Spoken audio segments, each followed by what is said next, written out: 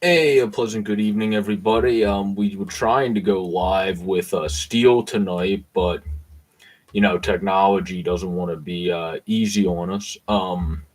So I'm gonna have to fly solo the first night of the show. See how that goes. Let me know how the audio is if people do join and what's going on and what's what with that. We discuss the rumors surrounding the NFL and their quarterbacks. Also, we'll discuss a lot of NHL action. Who's the best? Who's not going to stand as being the best teams and who came out strong in the NHL. NBA will go into surprise teams and then teams that obviously need to pick up the ante, whether it's defensively or offensively. There's really only one team in the league that's actually pretty good at both when everyone's healthy. And we'll go into some of that. Let me know how the audio is going. Again, the reason it says Steele as this co-host is before Streamlabs and Skype didn't connect right. We're supposed to have both of us on tonight, but due to technical issues, we only going to have me on tonight. But we can start by talking about who we think could get traded when it comes to the NFL. You hear rumors of Jimmy Garoppolo, of course, moving on from the 49ers. Well, when you think of Jimmy Garoppolo, I think the first guy that people think of that he could potentially go back to is Bill Belichick. I mean, Bill Belichick loved this guy from the jump. He's a guy that really enjoyed Jimmy Garoppolo and actually wanted him to be his starter until Tom Brady went to the owner and got him thrown out of town and traded to San Francisco. Okay, this sounds fun. I'm checking the audio. But he's a guy that obviously it seems like his best case scenario would probably be going back to New England, since it seems like the only guy that really likes Jimmy Garoppolo to push him to be his fullest is definitely not Shanahan. It seems like that's Bill Belichick, who wants Jimmy Garoppolo back with him if it works out fine. I mean, why would you not if he's the guy that you wanted to start? And Belichick just needs a quarterback that kind of keeps it simple, can get the ball out quickly, which Jimmy G does. He's nothing special, obviously. He's not a guy that became everybody thought he could fully become, but at least he's something. He's a guy that gets the ball out quickly and can get it downfield somewhat successfully, but you don't really have to worry about that with New England anyway because they have no one you're going to throw it to down the field too successfully until they hone in their offensive receiving core and so on and such forth. But the other option for them is obviously keeping Cam Newton, which they might just have to do, just due to the fact that they don't have the best assets to go out and get a quarterback. There's much better teams that have more assets, including the Dolphins, obviously, if they want to move on from Tua. As I said in my video earlier, that seems like a trade. You've seen the rumors of Deshaun Watson, Tua. Well, that seems like something that would make the most sense for the Houston Texans because Deshaun Watson obviously is frustrated and fed up with that organization. And if he goes to Miami, they're in a better spot. For Tua, that might not be the best situation. I'm not sure how long he'll end up even staying in Houston if he goes there, if they don't right the ship.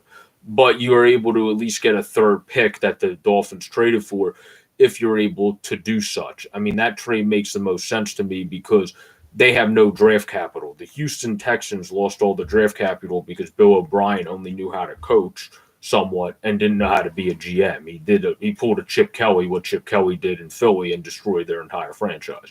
So now they have to build back up from that.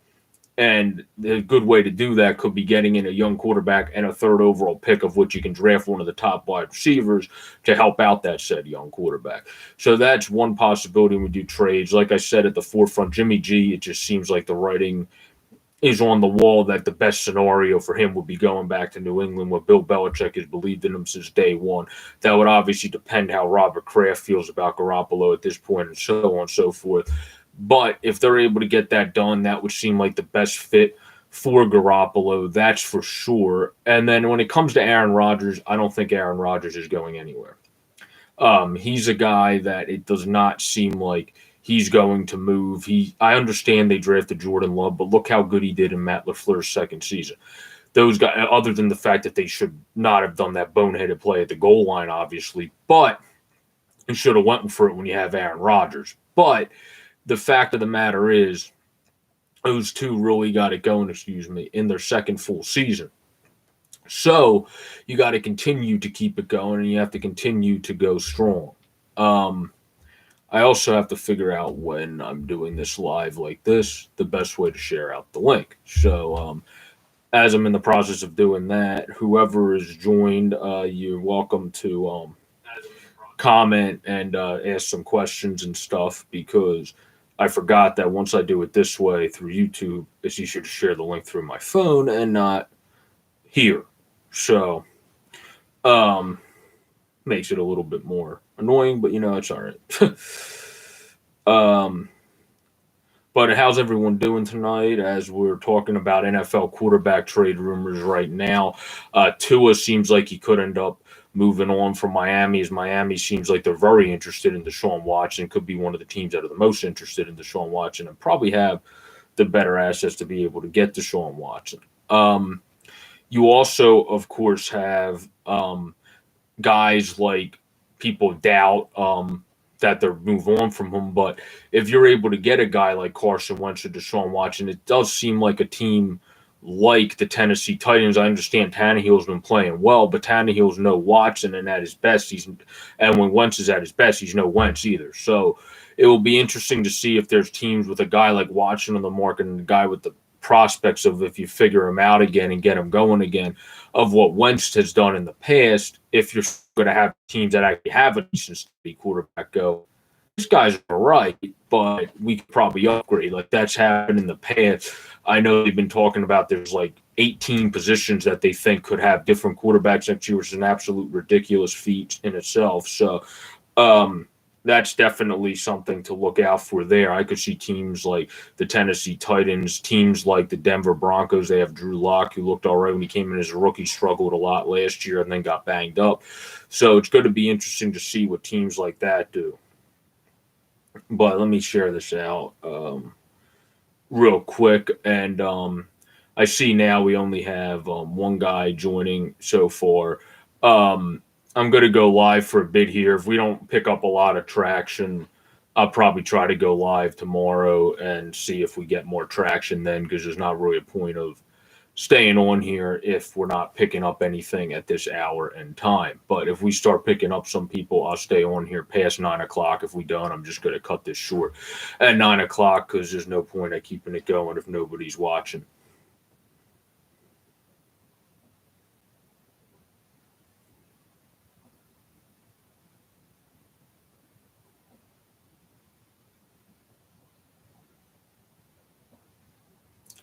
Give me a second as I share this out.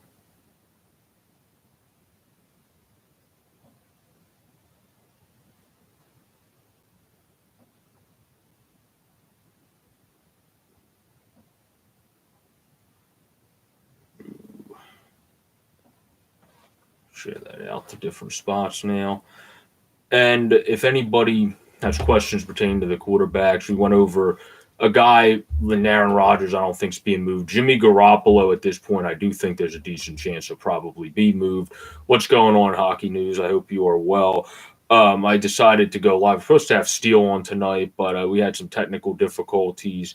If we pick up some traction here and get people to hop on, I'll probably stay on here past the 9 o'clock hour and keep doing stuff on here. If it doesn't pick up traction at this time, I'll try to hop back on tomorrow and see if we can get better traction and get more people on then. But we'll have to see, and we'll see how it goes.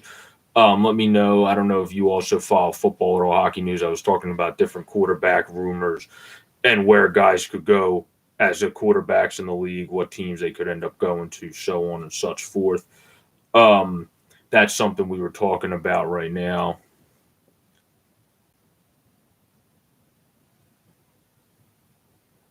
Gotcha. Hockey News. That makes sense.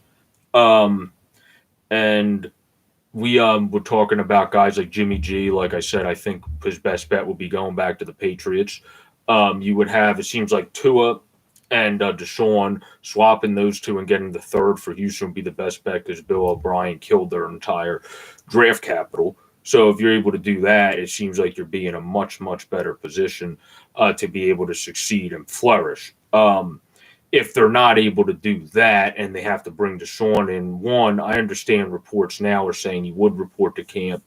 You've seen other guys get reported they're going to report to camp and actually show up once the time's right, even though they have turmoil with the team. Usually, if that's the case, it's pretty doubtful that they're actually show up in the end. It's something that is definitely doubtful, and NHL will be off. Gotcha. That makes sense. NHL hockey news. Yeah, not everybody follows every league. Of course, there's a bunch of different leagues to follow. MLB and hockey are actually my two mains. We're going to get into some baseball stuff soon. And since you're here, I'll go into it second rather than leaving it at the end and talking about the pitchers and catchers who seem like they could be good teams and so on and such forth. But it definitely does seem like a lot of quarterbacks are going to be on the move. There was 18 guys they said could be changing teams. Ryan Tannehill could even be changing a team if somebody better becomes an option for the Tennessee Titans because they have been a good team. They've been very good defensively, but they definitely could potentially upgrade there. And also, obviously, a big team is the Washington football team. They're a team that you need to be able to see what they're going to do. Taylor Heineke stepped in the postseason and actually had a pretty good game of all things. But the big thing with Taylor Heineke is he's very inexperienced. He wasn't even a starter in the I can't remember the name of it was a new league they brought back this year that did basically the head of the WWE Vince McMahon run. I'm blanking on the name of it actually now, but it didn't work out. It went bankrupt, and then The Rock had to end up buying it. But he wasn't even a starter. He was a guy that ended up being the backup in that league, and then stepped up in the playoffs of all things to actually be able to perform. So it was interesting to see what happened there. He was actually able to step up and succeed and do well. So that was definitely interesting to see. But in terms of overall quarterbacks, I think the most likely ones to move as a recap and move on are Jimmy Garoppolo. Tua, if Deshaun goes, I think the most likely case is him going to the Miami Dolphins so they can get the third overall pick back. And then obviously Carson Wentz is pretty much 2 feet out the door already in Philadelphia. So he's a guy that's going to move. That would make the most sense to the Colts because of the Frank Reich connection, or to the Bears just because there's been a lot of rumors there. The Bears apparently have gave the Eagles the best trade offer. They actually offered them a first. They didn't accept it. They didn't like that trade. As Miss Anelli says on Philadelphia radio, the Eagles are asking for too much. What you're asking for Wentz right now is if he actually was playing great, never struggled last year, and you never basically threw him 2 feet out the door before you were trying to trade him. And no one's going to give you a bunch of assets for a guy that they know you have to get rid of almost at this point. And yes, the Stafford and Goff trade, yeah, it was different, but neither of those teams had to get rid of those guys. It's not like they were doing what Deshaun's doing or mad like Russ is now at Seattle. He's another guy, too, that could end up moving because of his frustration with the fact that they just can't help him. They can't get guys to block for Russell Wilson. For some reason, the Seahawks just refuse to be able to make Wilson actually comfortable in the pocket, and he always has to run around like a wild man in order to figure it out. So it's going to be interesting what the Seahawks do, and if Russell Wilson, they're able to bridge that little gap and disconnect they have over time, and it actually comes to fruition if he's still there on the field and not just something that's media fluff in the meantime. So Deshaun Watson, I think at this point, has to move on from the Texans. I don't think they're going to find a way to bridge that gap. When you don't get along with the owner, you're not going to find a way to bridge that gap. The owner's not going to sell a team so he can keep the quarterback. Now, for the NFL, it would be great if the Texans owner did, but he's not going to do that. So that's just the way that is. He's not going to sell the team for his quarterback. Now we can move on now since hockey news is in here. We can move on to some baseball stuff, which I think obviously in baseball you have some teams that pitchers and catchers are reporting today. I think a big thing we have to talk about is the fact that there's still some big free agents, not big, but pretty good free agents that are still in the market, even when people are reporting. And this is the second year, honestly, that this has happened. It's been 2 years in a row now that you've had guys that were pretty good free agents wait all the way out to the end. And when they're pitchers, it really doesn't make much sense because if you're signing a pitcher at this point, when the pitchers and catchers already reported, the pitcher you sign is going to be playing catch up. So what's the point of what's the point of waiting when you could have just signed the guy in the first place? That's always been my strategy with that. That's always been the way I looked at that. There's no reason to wait for somebody when they could have been signed already. And if you look now, you still got guys like Odorizzi. You still got guys like, if he can stay healthy, Robertson coming off from the Phillies, somebody could probably give him a chance. Anibal Sanchez is rumored out. Julio Tehran's a guy that, if you can figure him back out. Shane Green's actually a pretty decent reliever. He's still in the market.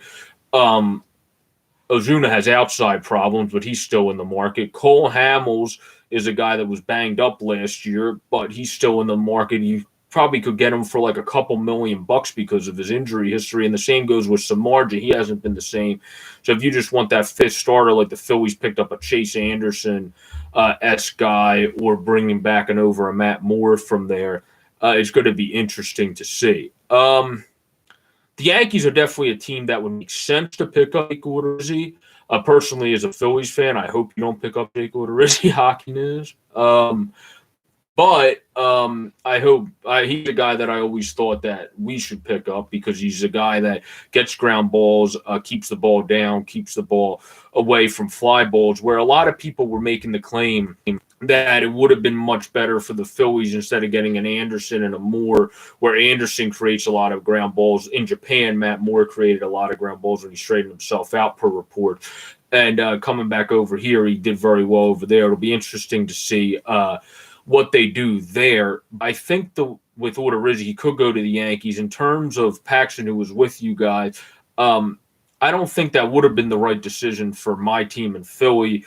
And I think James Paxton, even though he did solid there, it's kind of an enigma how James Paxton did so great with the Yankees, when he is a guy that creates a lot of fly balls. I mean, that's a guy that you wouldn't expect to always do fantastic in Yankee Stadium, but he figured it out. He got a little bit more ground balls last year, and he was able to get things going at that point, and now he's back with the Mariners. But it'll be interesting. That's obviously the best park for him. Safeco's not a park that you're going to be, or I think it's called something else now, but it's not a park you're going to be able to hit everything out of and all over and everywhere.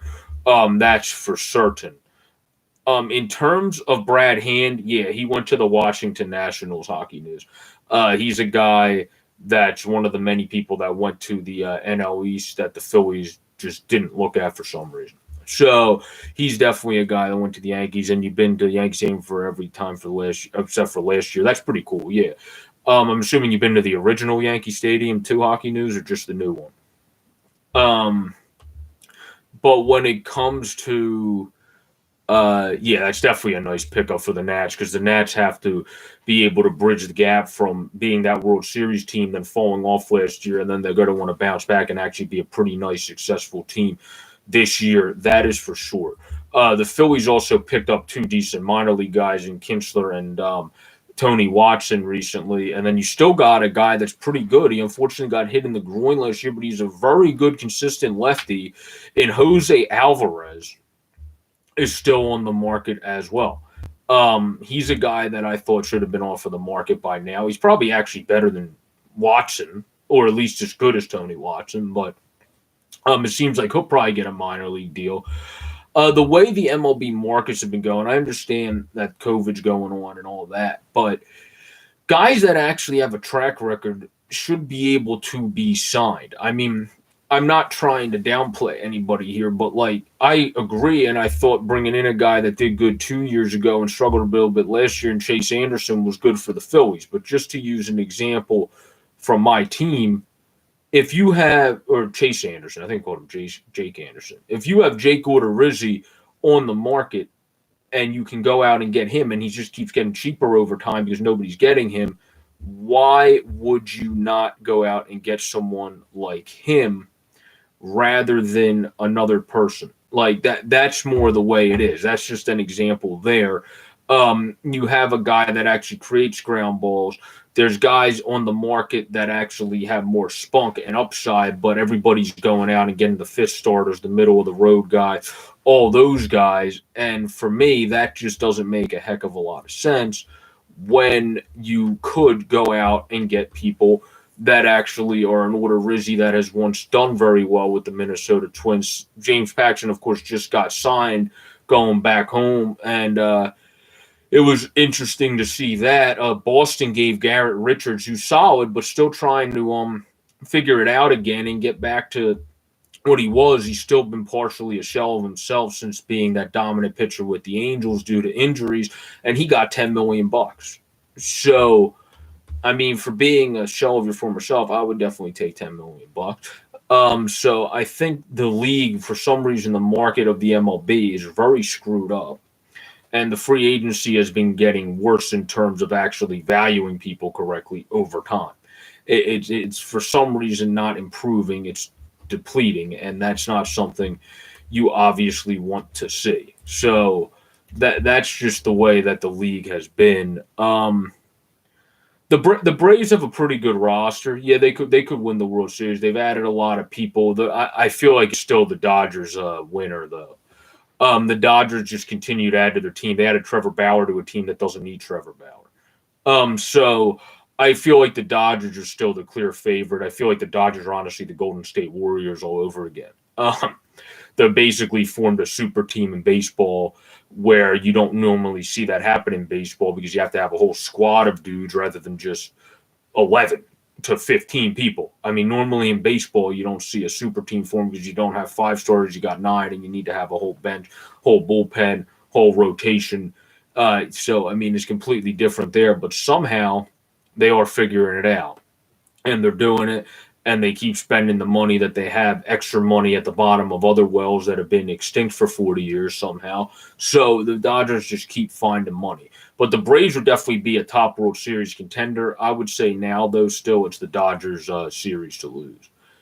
Yeah, well, if LeMahieu went to the Dodgers, it would 100% be their series to lose because they would have had LeMahieu when they didn't even fully need him, and they would have had Bauer, who they're just adding for a great luxury at this point because you already got Dustin May, you got Gratterall, you got others in house there. You really don't need a guy like that. So I mean, Goslin emerged last year. There's a lot of guys on the Dodgers that are already pretty darn good starting pitchers or developing starting pitchers. Urias is another one. So yeah, you definitely don't need all those guys, but it's a great luxury to have. And one of those guys, or two of them, are going to end up being in the bullpen and probably flourishing there. And that's going to be interesting to see. Yeah, I don't think Trout's ever going to get moved. Freddie Freeman will be interesting though because he's coming up on a contract.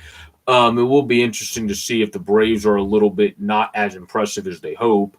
I could see him being moved for assets, which would be a very hard thing to believe, but it's a business. I mean, that's the way of sports. First and foremost, it's a business. So it wouldn't surprise me if he is moved, but we'll have to see as time goes on. He definitely wouldn't be a guy I would be looking to move. But if you're struggling and you need more assets, they have a pretty good farm system as it is. But imagine adding even more to it if you think you're struggling a bit and not going to be able to re-sign Freddie there. It makes more sense to have some assets than none and just let the guy walk. So that's the way I would definitely look at that. My favorite team is the Phillies, hockey news. And then my second team is the Red Sox from business trip. The Wicked. So, hey, how you doing, man? Hope you're doing well. What are my thoughts on the Tatis extension? A little crazy in my opinion for only a partial season in his year one.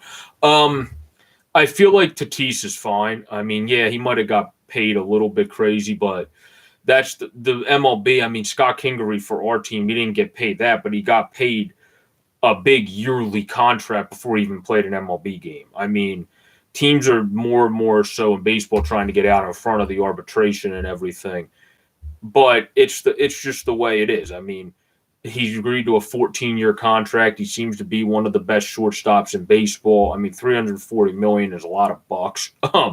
And being the longest in MLB history contract-wise, too. But Fernando Tatis seems to be almost the next coming of Lindor. He seems to be that guy that's Mr. Smiles, Mr. Entertainment, Mr. Love everybody, but sometimes show the I guess confidence, maybe not cockiness on the field, which I have no issue with that in baseball. I think baseball's too soft at times. There's no issue with when you hit a big clutch home run doing a bat flip on the pitcher. Tell the pitcher to get over it and move on. Like maybe he wouldn't hit that home run if you didn't miss your pitch right down the middle of the plate. You know what I'm saying? It's all about execution when it comes to pitching. It's all about execution when it comes to hitting.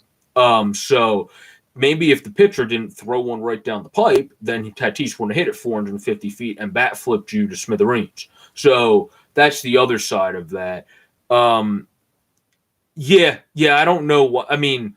Kingery's a guy you're gonna have to see. Last year, I'm not gonna judge him on his season because he had one of the worst bouts of COVID, where he was really bad with the breathing and everything. Similar to hockey fans, how they heard Samsonov was really bad. That's similar to how Kingery was feeling. So I think once you have that, you saw Samsonov struggle in the AHL too when he's an NHL goaltender his first game back. It takes a while to come back. Garrett Hampson of the Rockies said when he would just run from first to third or first to home when he's one of the fastest and usually best in shape guys in terms of running speed in baseball, he said he was pretty much gassed. So I think last year due to the whole thing, and then this year you're still going to have the issues.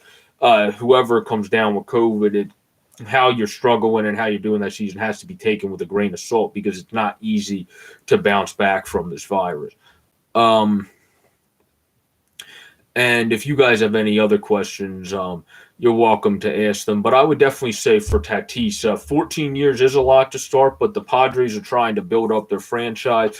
They've, of course, made some nice moves themselves, and they're trying to build up a very good competing thing with the Dodgers. The problem is the Dodgers keep adding more and more, so they're kind of climbing up a well and getting more and more dirt thrown on them to get pushed back down if you're the Padres.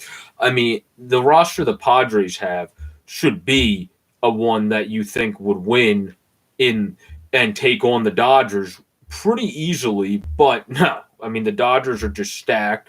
They're by far one of the best teams, probably in the history of baseball on paper. And then, like I said earlier, the Dodgers are doing a Golden State Warriors thing in baseball. You don't see that. You don't see a super team of all ages. We see them in the past with the Yankees and obviously all that, but you don't see a team that you just go, okay, this team is far and beyond better than pretty much any other team in baseball when you look at them on paper, and they just add people just because they feel like it. Like, that's almost how they are. The Dodgers pretty much just add people because they go, we don't need this position, but, we could use a guy that makes our team even 50 times better than it already was, which is one of the best teams in baseball. I mean, you go out and get Yu Darvish in an offseason. You have Lamet coming back. You got Keela. I mean, you go out and get these guys. You brought Melanson in. You got Phanatic coming back. You got Joe Musgrove. I mean, when you go out and get these guys, you expect to be a team that's forefronted in the division. But when you got the Los Angeles Dodgers, that's not going to be the case. I mean, the Dodgers just have an embarrassment of riches.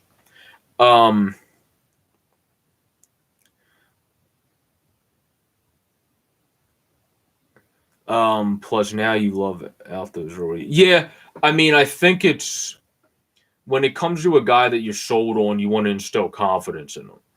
I think that's what the Phillies are trying to do with Kingery, and they got sold on him a little bit too early. Tatis at least already showed his spunk in the majors, and then they committed to him. If it works out, it works out. If it doesn't work out, then yeah, people are going to talk about that contract. Obviously, it's also tough. My friend brought this up on the hockey podcast. It's tough to live up to a contract when your contract is that big.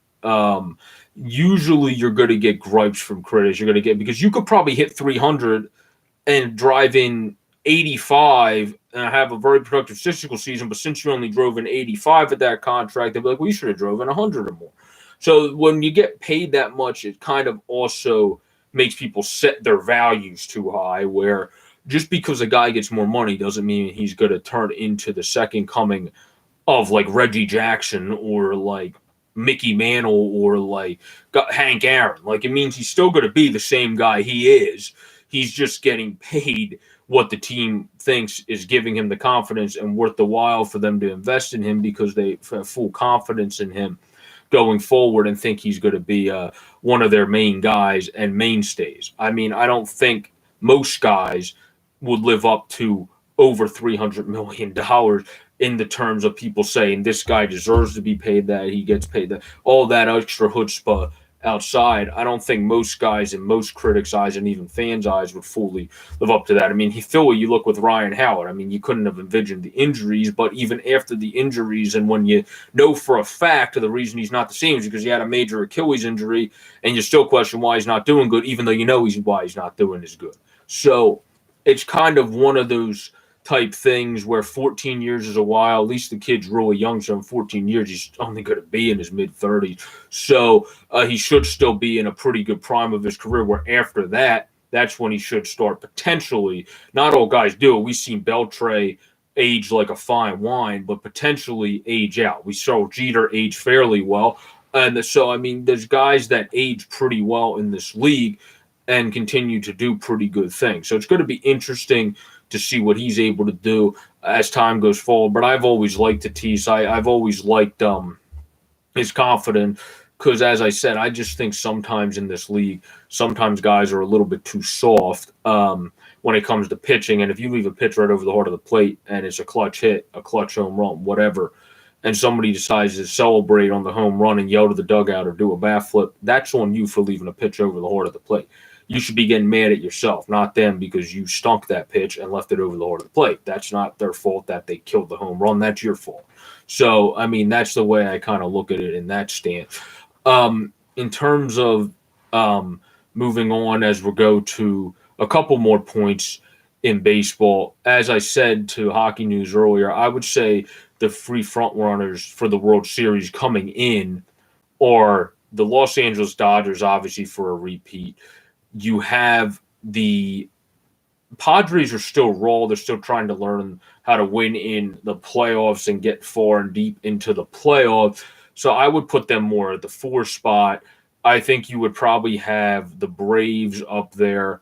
And you would probably also have, just because I always figure out a way when there's a will, there's a way with this team. I would say the Yankees are probably up there as well. They do have a good roster. They just have injury risk because the Yankees' big thing is for competing in the World Series. Judge, Stan, and others can't consistently get injured. But if that team actually stays on the field, on paper, they look like a World Series contender. It's just off paper. Even with getting rid of some pitchers, you got Garcia, you got some guys that are nice young cats there that you think could step up for the New York Yankees. So I think that team's still going to be fine. I don't think, plus they're in a division that the Rays got rid of some of their best guys in the offseason as well, and Boston's kind of in a limbo period, and Baltimore's Baltimore right now. So they should definitely be in a good position to be able to compete. Yeah, Ottavino was also a weird trade because normally you don't trade a guy that has a chance to be a pretty good reliever. As David Ortiz himself said, he was surprised he ended up getting traded to Boston. Normally you don't trade a guy that's supposed to be a guy that could bounce back and actually go back to being the good reliever he was to your rival. That's normally not how that goes, but that's how that went. Surprised. I'm trying to see if I can find the quote from David Ortiz that he said on that. But yeah, he came out and said, I was shocked that he got traded to the Red Sox. And I mean, I was too. Yeah, he said, can't believe Yankees traded nasty Adam Ottavino to Red Sox. I mean, the guy, when he's at his best, is one of the best in the game. Green is still in the free agency. Rosenthal, if I'm not mistaken, I think might have got, hold on. Rosenthal, if I'm not mistaken, I think is still in the free agency. Yeah, both of those guys are still in the free agency, and Justin Wilson obviously is the lefty. So yeah, you bring in lefties, you bring in 2 good righties or 1 good righty. It would definitely be interesting what you do there. But yeah, you think you do need a little bit more relief help. You probably could add Order Rizzi, like Hockey News asked about earlier, because you lost rotation depth. Adding in a Jake Order Rizzi will make sense for that compared to a Hamels or someone else, or Sanchez, who's the teetering end of his career, or Hamels that could be an injury risk, coming back from an injury, or Porcello that's kind of in a limbo period of his career right now. It would make more sense to add a guy that can be a little bit more steady Eddie and consistent. But I'm predicting those guys that are too early look aheads to who could end up winning the World Series. Now will bring us into our basketball segment of the show, which will be the quicker one, since basketball is my fourth sport. I'm not as big into it, but we have to talk about the fact that the Utah Jazz has come out swinging this year and somehow decided that they're going to be the best team in the West this far. And now with Anthony Davis having some injury issues, it will be interesting to see what's able to happen there. But this Jazz team, are they the real deal? Are they going to stay doing this good? Are they going to fall back off? I would say right now it does seem like they're definitely the real deal. I mean, Mitchell's playing great. Michael Conley is out with a hamstring right now, but he was playing like a mini Chris Paul since his second season there. So it seems like everything's going right. Bogdanovich was a good pickup. He's worked out well. You still have Derek Favors there, who, if he can stay healthy, is actually a pretty productive player still off of your bench, or if you want him starting, he can kind of do all right there. But you got Ingles. O'Neal has become pretty much the guy that's a defensive anchor. So I think that's a very good thing to have. They kind of have the defensive anchors. They have the shooters in Ingles. You have the shooters in Conley, who can also shoot himself. And obviously Donovan Mitchell can shoot the lights out. And then Jordan Clarkson just dropped 40 on the Sixers. He's a guy that's very solid off your bench or starting, whatever you want to put him in. He actually tends to show up. He averages 18.2 this year. He's doing really, really well. And the Jazz, for me, unless if Michael Conley's hamstring injury lingers too much that they fall back in the standings, I don't see happening. They're a team that does seem like they're going to stay in the top three and potentially the top spot, especially if AD is out for a hot bit with the Los Angeles Lakers. I mean, the Los Angeles Lakers are a team, when Anthony Davis is in, is probably the best team on both ends of the floor. They're able to actually be able to get it done defensively and get it done pretty efficiently offensively. So that's something that I think that they have to have in order to be able to win the championship. LeBron is not getting any younger. LeBron's not going to be able to carry the entire rest of this team with Davis being out to be able to win the championship. But as of now, he's listed as 2 to 3 weeks. If his calf string's still barking a little bit, then it would make more sense just to rest him, because as long as you're able to make it, as everyone says in the NBA, and in some other sports at times too, but if you can make it, anything can happen in the playoffs. Once you have your full healthy roster back, you can get going. Anything can happen. Montrezl Harrell's looked good out there. Kuz has looked solid this year, averaging 10.8. You're still looking for a little bit more out of him. But you got guys, you picked up Gasol, who's a defensive guy, obviously more so than anything else. So you got a good, pretty foundation there. As for the Clippers are a team, I feel like that they're a team that's going to be able to compete, but I just see them similar to last year, not being able to fully figure it out. Batum's now out with a concussion, who has stepped up this far this year. Beverly's a good player. I like Lou Will. I like Ibaka. I do like Paul George and Leonard. But it's just that team for me, they're going to be a team that has to take on the Jazz. They have to take on the Lakers. And if the Lakers are fully healthy, I don't think they'll beat the Lakers. I'm not sure if the Clippers will even beat the Jazz with how the Jazz are playing right now. So I would say that's kind of the way I look at that. But in terms of who I think too early to predict for the championship in terms of the NBA, before we move on to our final segment, since we haven't been getting as much traction as I hope tonight, I'm not going to stay on as long as originally. We'll move on to that. The teams that seem like they're best suited to win the championship, I would say if they're able to add more shooting and maybe another defensive player, the Sixers would be up there, and that's not being biased. It's a team that has been winning even in spite of the fact that when Embiid's not in, they haven't been able to figure it out. But when he's in, they're a great team. So if you just change up and finesse a couple things, then you should be a lot better in that situation before the deadline. You can fill the holes like Daryl Morey has done with Houston in the past and try to get it going.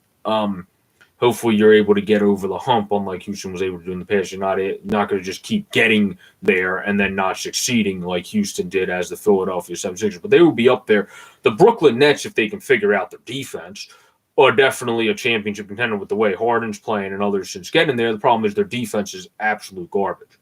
So usually defense wins championships, not full-blown let's outscore everybody unless you're the Kansas City Chiefs and you just come back on people and end up winning. So I would say for Brooklyn, obviously you want to tweak that roster a bit, get more defensive-oriented guy, and move that way because obviously their offense is perfectly potent. They just do not have enough defense. How's it going, Pirlo? Hope all is well. They just don't have a lot of good defense not in Utah, in Brooklyn. But the only team that does have it both ways very well is really the Lake Show when Anthony Davis is healthy. Because the Sixers have it both ways pretty good. When Joel Embiid's in, they actually look good on both ends. When he's out, it's not as sexy, to say the least. So I would say their team is not as good as the Lakers on both ends. If everybody's healthy, everyone's fully in, I would still think the Lakers would beat us in a 7-game series, unfortunately. Honestly, at this point, if the Sixers don't pick up guys that kind of fill the holes, they have the Jazz would probably also beat them in a 7-game series, and maybe even the Clippers. So I would put the Sixers probably as about the 5th team for the championship, but they're definitely up there. You have the 2 LA teams, I would think, before them. At this point, you got to put the Jazz up there, and you have the Brooklyn Nets because all they have to do is trade for a couple defenders, and their offense is way too good not to win a championship. So that's why I would definitely put those teams ahead of the Sixers. But now, as we are wrapping up in our final sport that we're going to talk about, we'll talk about hockey and who some of the top team performers have been and just some of the top performers in general. Who some of the guys have been that have stepped up and who are some of the guys we're looking maybe to step up a bit more. I mean, even though the Edmonton Oilers, I know they frustrated you so far, Pirlo, at least Dre and Connor McDavid are still leading the league in points.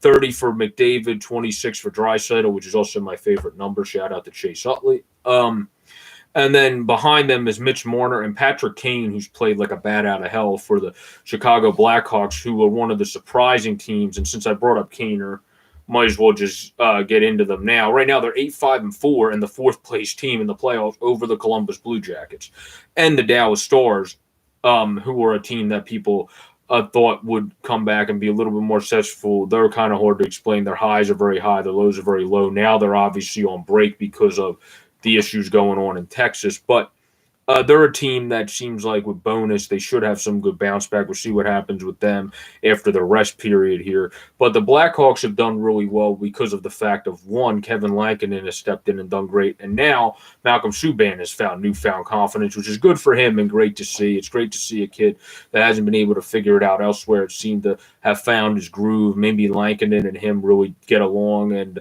the room really is good there, and that's a very good. It seems like a team that has a pretty good room and pretty good culture because they're winning and they're actually performing well. Kurashev, Pius Suter, as a rookie undrafted guy, came over and is one of their best performers. I mean, everybody seems to be clicking in Chicago right now, as they are definitely one of the surprise teams on the season thus far.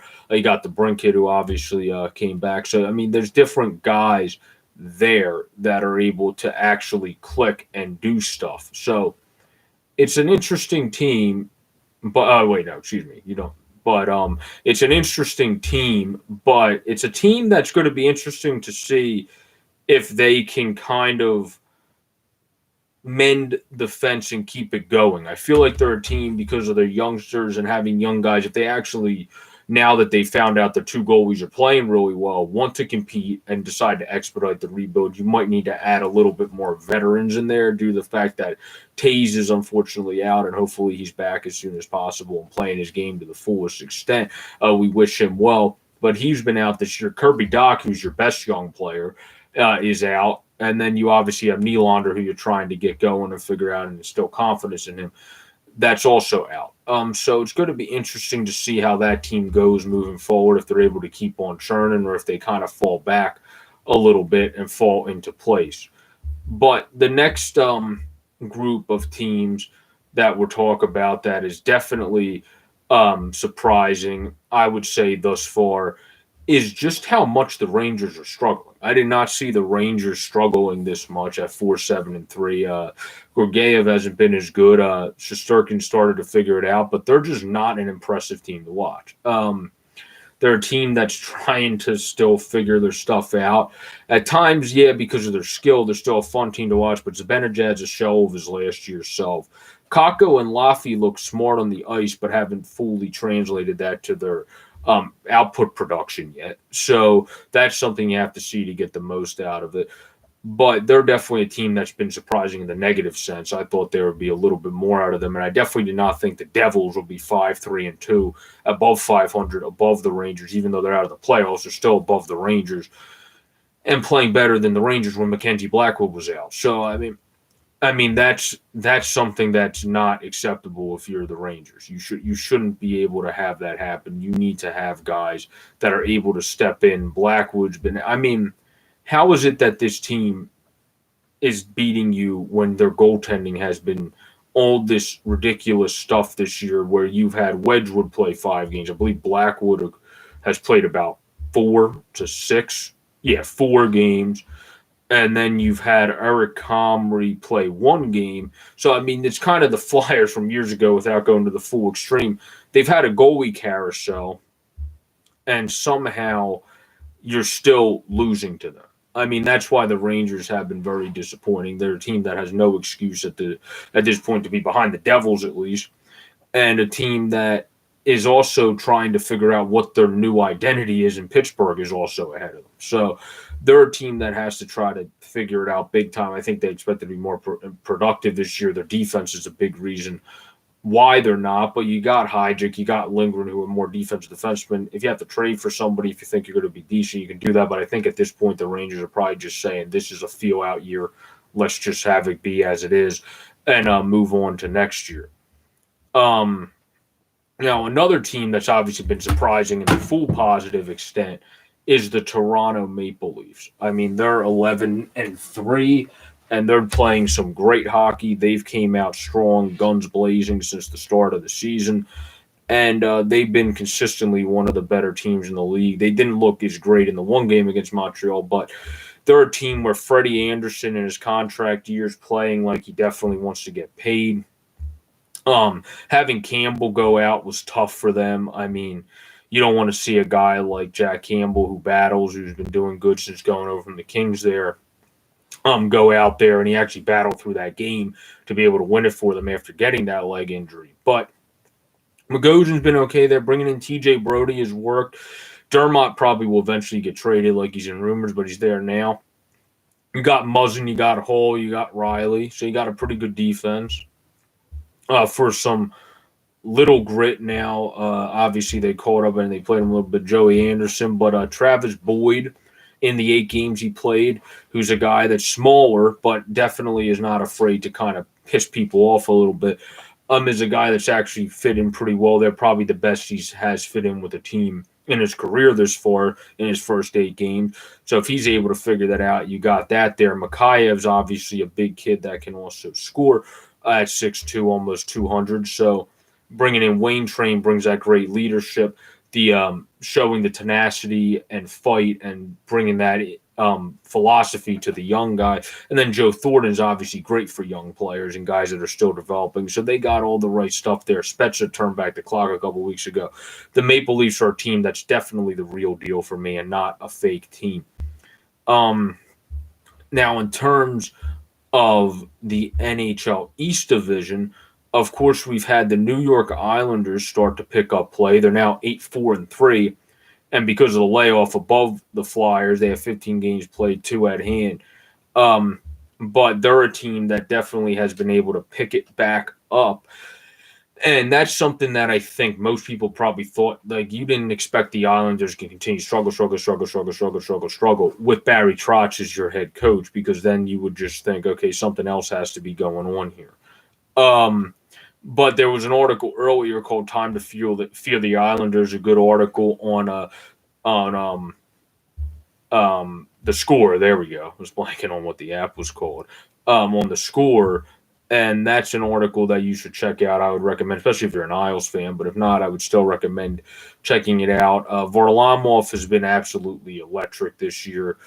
Sorokin's look good in goals against, not as great in save percentage, but excuse me, has been better recently. So if you're able to get him going, obviously having Varley there should be able to help him. They've been a team that's been able to rebound, and they were a surprise team in the sense of how bad they started the season and had to rebound back up. But now it's not a surprise how well they're doing. That's actually what I thought they should and would be doing. So it's going to be interesting to have to see how the battle with the Washington Capitals, the Flyers, the Islanders, and the Bruins shakes out. Obviously, the Flyers and Bruins will be in Tahoe on Sunday, and you'll be able to see how they play outside. Granted, that wouldn't be the best judgment because the Flyers have a bunch of AHL guys in against the Bruins, but that could be a blessing in disguise for those guys because who's going to be more motivated? What's going to motivate you more and give you the highest energizer bunny spunk than the fact that you're playing in the outdoor game when you really most times wouldn't even be in the league yet? So I think that could bring some energy. Having the young guys in could bring a little bit of energy here, and we'll have to see what happens. Those are the most disappointing team in hockey. I think Pirlo always hits this on a head on his show. I think Hines will probably be fired soon. Nashville Predators. They're a team that just can't figure it out. They're a team that can't get to the fullest extent. They can't really get going. They can't get flourishing. That's a team that seems to really be in limbo right now and probably have to move on from the big contracts if they're somehow able to get out of them to be able to kind of retool or rebuild, whatever words you want to use, to be able to get it going there. And I do think Nashville, with their fan base, will probably be okay with being able to do that compared to Florida or Arizona. But the reason I brought up that segue is the Florida Panthers. Florida Panthers right now are a game above the Lightning. 10-2-2 to 10-3-1. I mean, who would have saw that coming? Battle of Florida. Imagine if that ends up being a great playoff series. I know Pirlo, you guys talked about that in your show the other day, and that was a very good conversation. That would be a great playoff series. It'd actually be better if it went deeper into the postseason rather than the first round, but that would be a good series nonetheless. If you're able to play those two and have that Battle of Florida be a series that has a chance to be like that Nuggets and Jazz series last year in the NBA where Murray and Mitchell were matching each other and everybody was doing their thing. And it became very exciting. And the first round series almost felt like a conference final. If it ends up being that early in the playoffs, that probably has the ability to feel like that. And Florida does seem like they're a team that's real due too, because Bob hasn't even played at his best. Dreger has stepped up more for them, and look where they're still at. So they definitely seem like a team that's able to flourish and able to figure out things now where you wouldn't talk about the Panthers being a persevering team, a team that really does it right, grinds, does everything right in the past, where now it seems like they're definitely that. And they're able to really step up and do their thing and get stuff done. And that's a good testament to them and a good testament to Quinville and definitely a good sign. And he obviously, I think, should win the coach of the year if the Panthers finish first or second in the Central. I mean, nobody thought the Panthers were going to be able to bounce back. They're a franchise that, if for people that don't know, the rest of the league actually usually has to pony up money to continue to afford the Panthers. So they're a team now. Hopefully, this can be something that they build. They're able to grow from. They're able to get better from. They're a team that I wish the best for because I hope hockey can work in Florida, not just for Tampa, but for the Panthers too. Because Florida's in the summer it's a little hot, but otherwise it's a very cool state to be able to have the beaches. You have a nice, relaxing climate down there. It's definitely a nice place. So I hope the NHL is able to figure it out in Florida and get it going down there when it comes to the Panthers. And obviously the Tampa end, they're smooth sailing. They're the city of champions right now with the Bucks and the Lightning. So they probably don't even know what to do with themselves. So Tampa's obviously smooth sailing. As we wrap this one up, though, I thank you all for joining the first Sports Fan News Sportscast. Again, Steele was supposed to be on tonight, but Pirlo, just like the Pirlo Wisdom Industries, a lot of technical issues. Skype wasn't connecting with my Streamlabs. You know the deal. So that's how this ended up becoming a solo gig tonight. I hope you all enjoyed the first episode. I took some of your questions that got us thrown a little bit off topic here, but it was still really fun to be able to join you guys and hop on and be able to talk some hockey, basketball, football, and baseball. Again, keep an eye out for all the quarterback carousel stuff. They said 18 teams could have different guys next year, so keep an eye out on quarterbacks if you're an NFL fan, where they could go. And also remember, the trades that have been made in the NFL this far are not finalized in the middle of March when the league year actually kicks off, just so people know that. And for baseball fans, pitchers and catchers reported today. It's time to get excited about the field again. It's time to get excited about baseball. And the first preseason games for most teams are the 20th somethings of this month, the middle 20th, 25th, 26th, 27th of the months for depending what your team is. So it's definitely a good time to look forward to. If you're a baseball fan, baseball's coming back. Decided to come back on time, and they are able to somewhat make a deal with each other. Very much of a, yeah, we have a deal just because we want to play. We still don't like you. Pretty much that was it. But at least they're able to come to an agreement and actually play. But this has been the Sports Fanatic News Show. Again, everybody enjoy the hockey, enjoy the basketball, and enjoy all the football and baseball talk, as now the baseball season's coming back for all my baseball fans as well. I'll be doing a lot more coverage on that. I'll continue doing all my great coverage on hockey, and we'll be doing some more off-season stuff on football and some in-season stuff on basketball as well as stay tuned for my overall AHL podcast and continued coverage on the Phantoms in the Ghostly Take. And also, please always check out John's show on Off the Wall Hockey. Peyton's on Peyton on the Radio. Pirlo, who's in there at Pirlo Wisdom Industries, is Pirlo's NHL pal. He's on 3 to 5 Eastern every day. And John does a lot of games tonight, like he's doing tonight as well. So as I get off here, you might be able to catch him for the end of his game potentially at Off the Wall Hockey. Please like, comment, and subscribe, everybody. Have a great, safe, and pleasant day, and peace out.